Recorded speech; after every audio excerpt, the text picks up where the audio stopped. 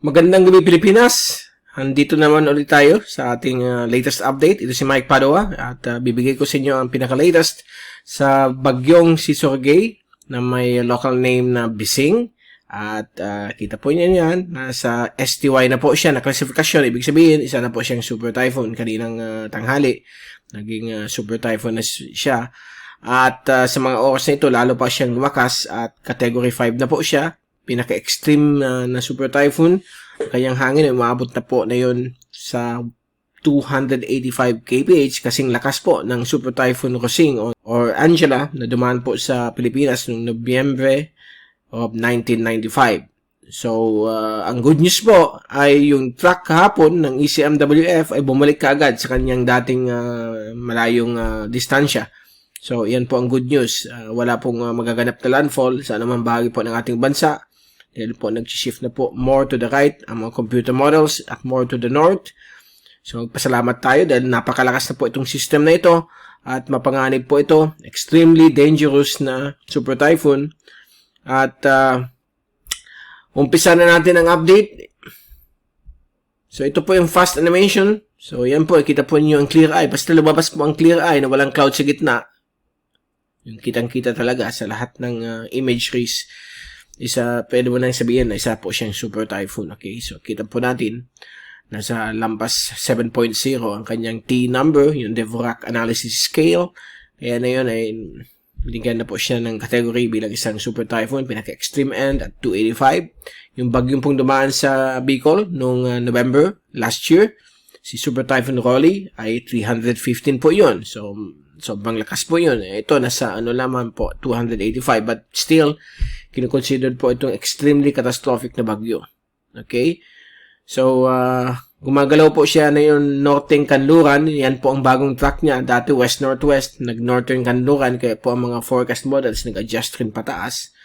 At ang kanyang paglakas ay dahil po dumadaan po siya sa mainit na karagatan. Meron pong temperatura yung oceanic heat content dito, medyo mainit na dinadaanan niya kaya nagkakaroon po siya ng pag-rapid intensification sa nakalipas na 12 hanggang 24 oras. Ang kanyang sirkulasyon ay maabot po yung rain area, maabot po ng 800 kilometers. Yung rain area maabot po ng 1,000 kilometers. Pero po yung wind area ay nasa 700 kilometers lamang. So medyo lumiliit po siya. Nagiging compact po siya habang lumalakas. So mababawasan po yung mga pagbuhos ng ulan. Although nakaka-apekto na po ito ng mga ulan. Dito po sa may silangan bahagi po ng Visayas. Lalo na sa may Samar provinces. Ayan po, kita po nyo yung mga pabugso-bugsong ulan na dala nitong super typhoon na ito. Okay? So, ang Kabikulan, medyo tahimik pa rin. Although may mga dumadaan na rin mga light showers na biglang madali ang pag-ulan. But, hindi pa po yan part ng bagyo. Part pa yun ng northeasterly surface wind flow. But, ito pong paparating na ito, lalo na bukas ng late morning or tanghali, yan na po ang sign na pumapasok na tayo sa pinaka-outermost part ng sirkulasyon ng bagyo. So, ito po ay lalapit po sa silangan po ng Kabikulan, more or less 300 kilometers away from Naga City.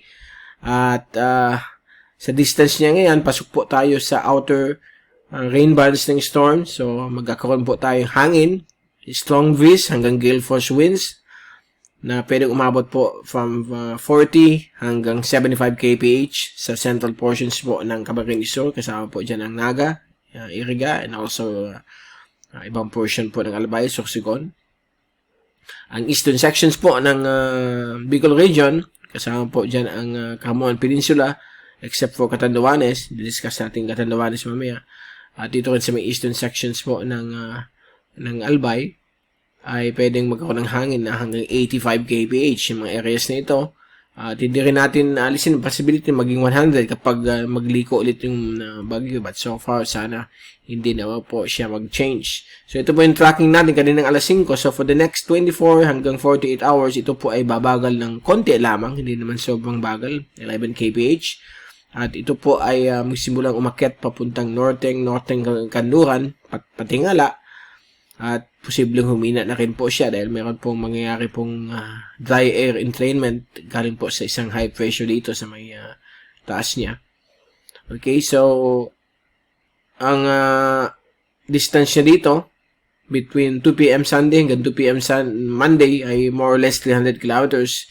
Sa distance niya yan, ang bahagi lamang po ng isla ng Catanduanes sa Kabikulan ang nasa pasok po sa tinatawag nating wind gust of 75 to 100 kph. So, medyo may kalakasan din yan.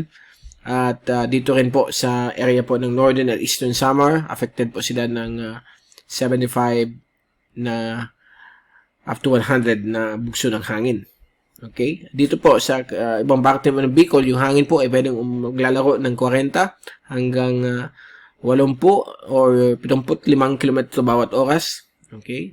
Medyo malakas na hangin lamang po yan, but hindi naman po siya destructive o damaging. Okay, kaya subaybayan po natin ito hanggang bukas ng gabi kung ano magiging tracking niya. Kasi bukas po ang final analysis natin na kung ligtas po ang Kabikulan o hindi. Basta as of this time, based on sa European model na strike probability, na kung saan yung mata pwedeng handaanan, ay nasa 0% po sa rest of Bicol region. Subalit yung eastern section, nasa 10 to 40% lamang. Okay, so pwede natin sabihin na mataas na yun ang probability na hindi talaga siya tatama ano mang bahagi ng ating bansa.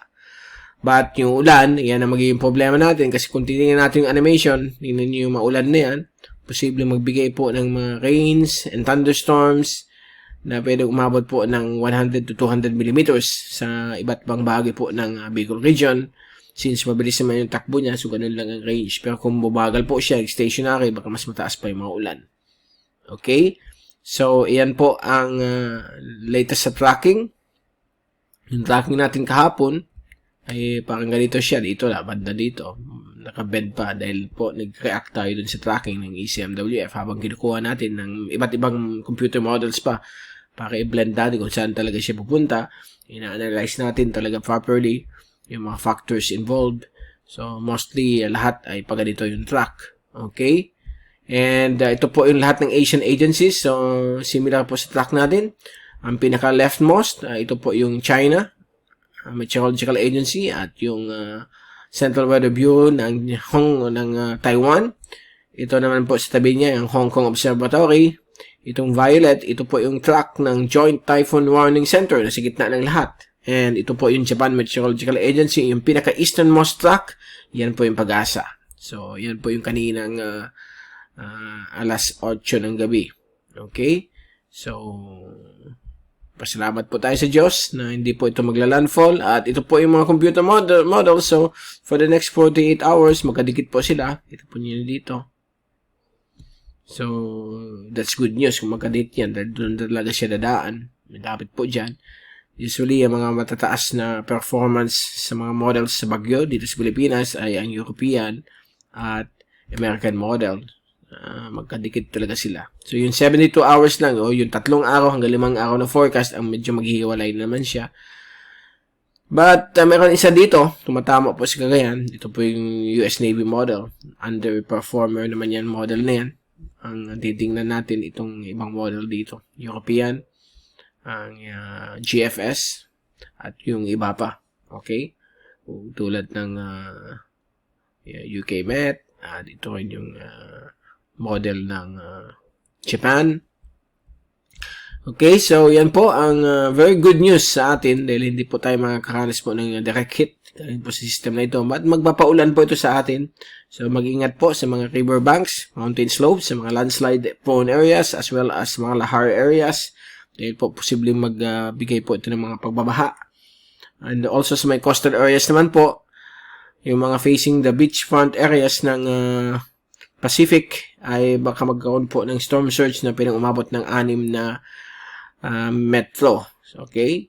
So, mag-ingat muna po. Mag-evacuate kung nasa coastal areas po kayo dahil lalaki po ang alon.